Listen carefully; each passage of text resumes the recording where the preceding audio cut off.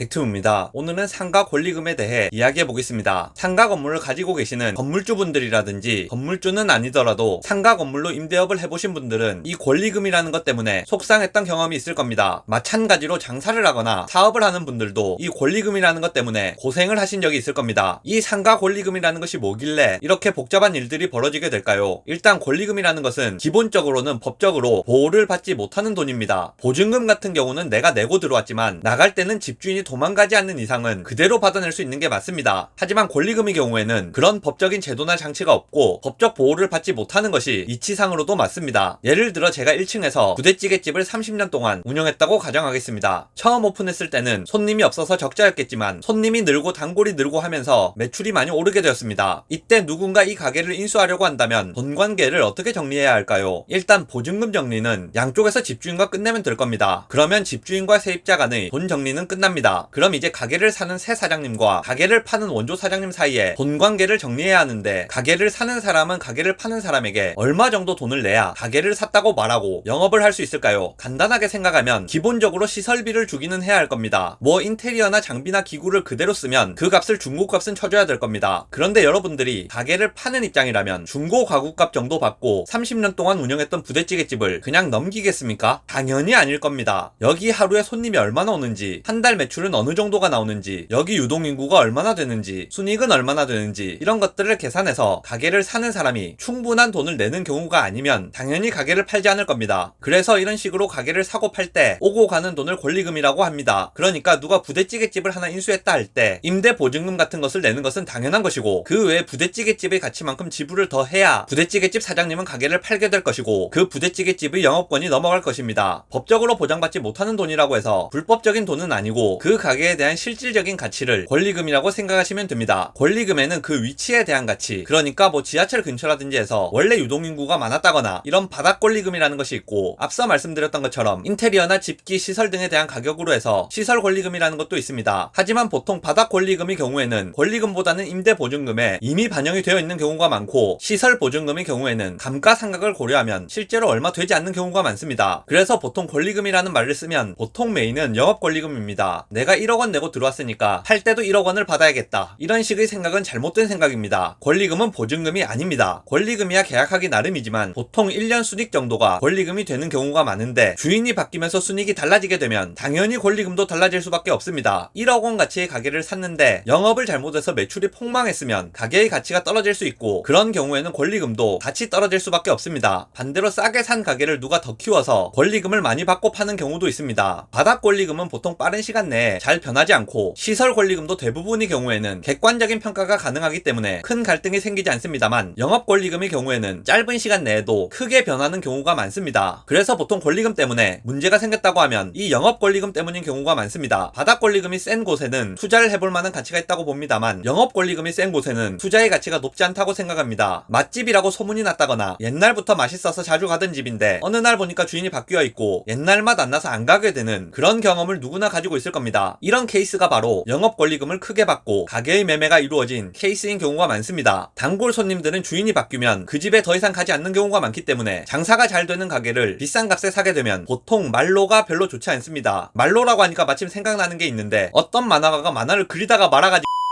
영상 요약하겠습니다. 상가 권리금이라는 것은 보통 가게를 인수할 때 새 사장님이 기존 사장님한테 내는 돈을 의미합니다. 그 상가의 위치나 입지에 대한 바닥 권리금, 그 상가에 투자된 시설에 대한 시설 권리금, 그 상가의 영업에 대한 영업 권리금 등이 있습니다. 권리금 자체가 법적인 보호를 받는 돈은 아니지만 불법적인 돈은 아닙니다. 영업 권리금의 경우 단기간 내에 변동되는 경우가 많아서 영업 권리금을 크게 내고 가게를 인수하는 경우는 손해를 보게 될 가능성이 높습니다.